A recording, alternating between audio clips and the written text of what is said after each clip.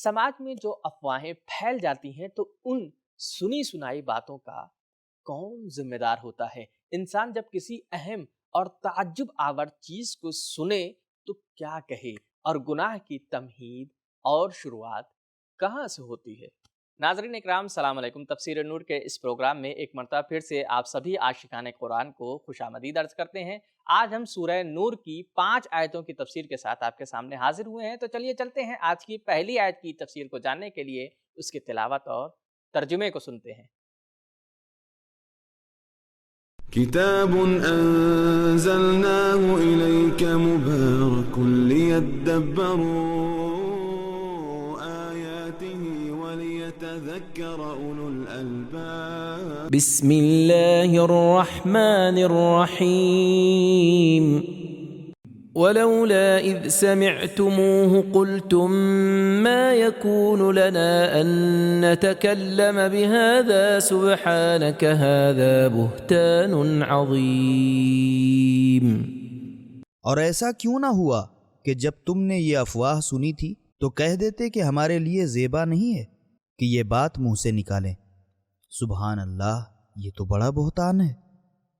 تو ناظرین، اس آیہ کریمہ میں ایک اہم نقطے کو بیان کیا گیا ہے، آئیے اسے جان لیتے ہیں۔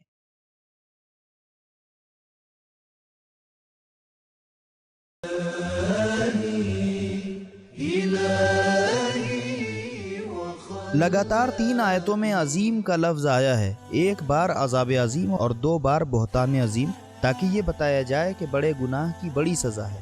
تو یہ تھا آیہ کریمہ میں پایا جانے والا ایک اہم نقطہ۔ آئیے بڑھتے ہیں آیہ کریمہ کے پیغام کی طرف۔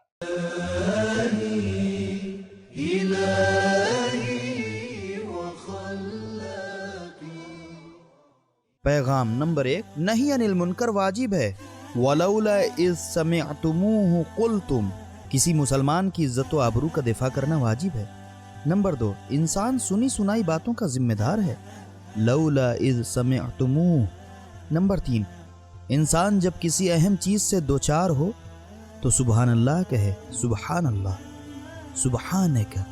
نمبر 4، خداوند متعال کے نزدیک یہ دنیا بہت چھوٹی ہے، لیکن کسی مسلمان پہ الزام لگانا بہت بڑا ہے۔ بہتان عظیم۔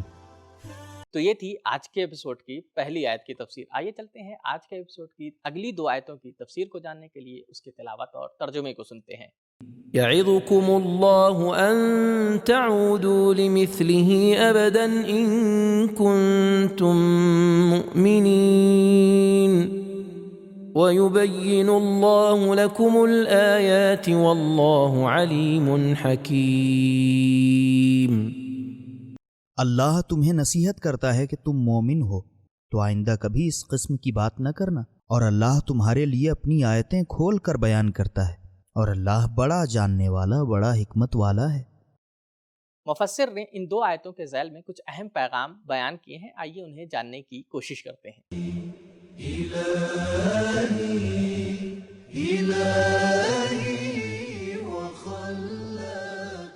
نمبر 1، لوگ وعظ اور نصیحت کے محتاج ہیں اور خدا بہترین نصیحت کرنے والا ہے۔ یعظکم اللہ۔ نمبر 2، موعظہ کے اثر کرنے کی شرط ایمان ہے۔ یعظکم ان کنتم مؤمنین۔ نمبر 3، لوگوں کی عزت کی حفاظت کے لیے اور بدگمانیوں کو روکنے کے لیے دوسروں کو نصیحت کرنا چاہیے۔ یعظکم اللہ ان تعودوا لمثلہ۔ نمبر 4، تہمت اور بدگمانیوں کو پھیلانا ایمان کے ختم ہو جانے کی وجہ ہے۔ یعظکم ان کنتم مؤمنین۔ نمبر 5، گناہوں کا تکرار نہ کرنا ایمان کی نشانی ہے۔ تعودوا لمثلہ ابدا ان کنتم مؤمنین۔ نمبر 6، الزام مت لگاؤ اور مسلمانوں کے عمل کو صحیح جانو۔ ان تعودوا لمثلہ۔ نمبر 7، گناہگاروں کو اپنے گناہ سے توبہ کرنے کی نصیحت کرو۔ یعظکم اللہ ان تعودوا لمثلہ۔ نمبر 8، اسلام کے احکام کا ذریعہ علم اور حکمت الہی ہے، علیم حکیم۔ نمبر 9، خدائی احکام اللہ کے علم اور حکمت کی بنیاد پر ہیں، وَيُبَيِّنُ اللَّهُ عَلِيمٌ حَكِيمٌ۔ تو یہ تھی آج کی 3 آیتوں کی تفسیر۔ آئیے چلتے ہیں اگلی 2 آیتوں کی تفسیر کو جاننے کے لیے اس کی تلاوت اور ترجمے کو سنتے ہیں۔ إن الذين يحبون أن تشيع الفاحشة في الذين آمنوا لهم عذاب أليم في الدنيا والآخرة والله يعلم وأنتم لا تعلمون ولولا فضل الله عليكم ورحمته وأن الله رؤوف رحيم۔ اور جو لوگ چاہتے ہیں کہ اہل ایمان میں بے حیائی اور برائی کی اشاعت ہو اور اس کا چرچا ہو، ان کے لیے دنیا و آخرت میں دردناک عذاب ہے، اور اللہ جانتا ہے اور تم نہیں جانتے۔ اور اگر تم پر اللہ کا فضل و کرم اور اس کی رحمت نہ ہوتی، اور یہ کہ اللہ بڑا شفقت والا، بڑا رحم کرنے والا ہے، تو تم دیکھ لیتے کہ اس بہتان تراشی کا کیا انجام ہوتا۔ ناظرین، ان دو آیتوں کے ذیل میں کچھ نکات کو بیان کیا گیا ہے، آئیے انہیں دیکھتے ہیں۔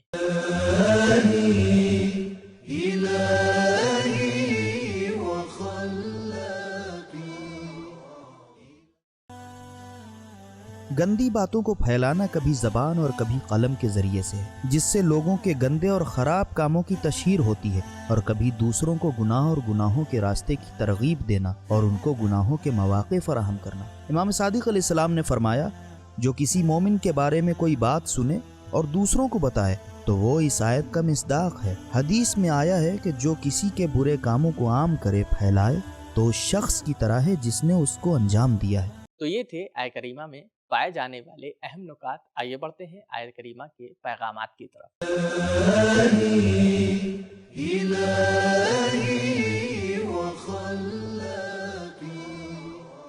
پیغام نمبر 1، ہم اپنی خواہشوں کے خود ذمہ دار ہیں۔ یحبون لہم عذاب۔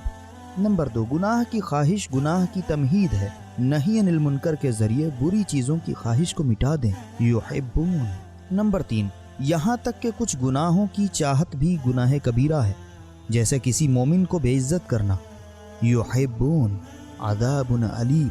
نمبر 4، جو لوگ گندی باتوں کو پھیلانے کی فکر میں ہیں، اسلامی حکومت کو چاہیے کہ ان کو سزا دیں۔ عذاب علیم فی الدنیا۔ نمبر 5، بہت سارے دنیاوی گناہوں کی وجہ جس میں ہم مبتلا ہوتے رہتے ہیں، دوسروں کی عزت سے کھلواڑ ہے۔ وانتم لا تعلمون۔ تو ناظرین، ہمیں یہ معلوم ہوا کہ افواہوں کا پھیلانا بھی گناہ کبیرہ میں سے ہے، اور گناہ کی چاہت ہی گناہ کی طرف لے کر آگے جاتی ہے اور اس کا مقدمہ بنتی ہے۔ یہیں پر ہمارا وقت ختم ہوا، ملتے ہیں اگلے ایپیسوڈ میں، تب تک کے لیے شکریہ، خدا حافظ۔